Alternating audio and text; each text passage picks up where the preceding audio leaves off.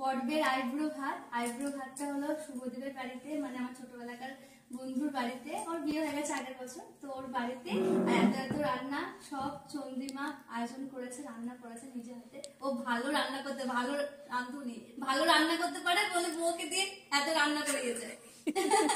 Everyone, কেউ কিন্তু রাগ করো না, আমি জানি তোমরা আমার আইব্রো ভাত দেখতে দেখতে বিরক্ত হয়ে গেছো।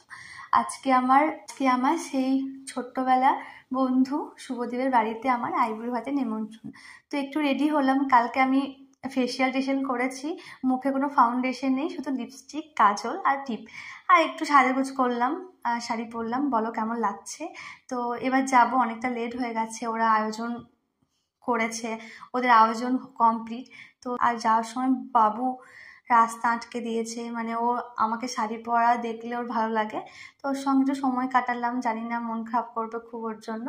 তো এরপর আমি পৌঁছে গেলাম শুভদীপের বাড়ি। দেখছি শুভদীপের বউ চন্দ্রিমা কত আয়োজন করেছে। আমি তো ভীষণ বকলাম যে এত কেন আয়োজন করেছে, আমি আর কত খাবো। তো বলে দিই, চন্দ্রিমা রান্না আমি আগে খেয়েছি, ওর ভীষণ ভালো রান্না করে, শুভদীপও ভালো রান্না করে, চন্দ্রিমা আরো ভালো রান্না করে। তো দেখলাম কত আয়োজন করেছে। একটা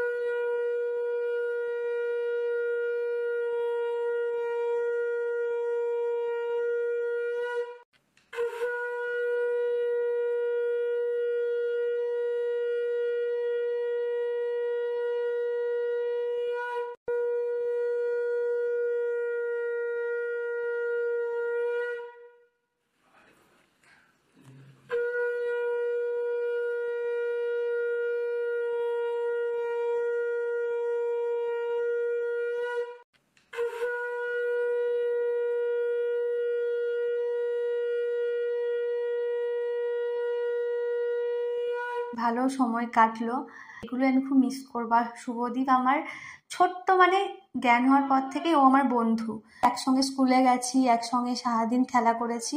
তো চন্দ্রিমাও ভীষণ ভালো রান্না করে, মিশুকে ওর সঙ্গে তো আমার খুব গল্পও হয়।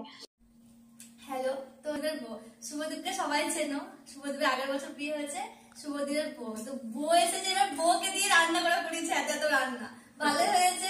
বউ চলে এসেছে, বউ রান্না করতে পারে ভালো, তো সব আয়োজন করেছে। এটা আমার মানে শুভদীপ আমার ছোটবেলাকার বন্ধু, তোমরা জানো শুভদীপের বউ হলো চন্দ্রিমা।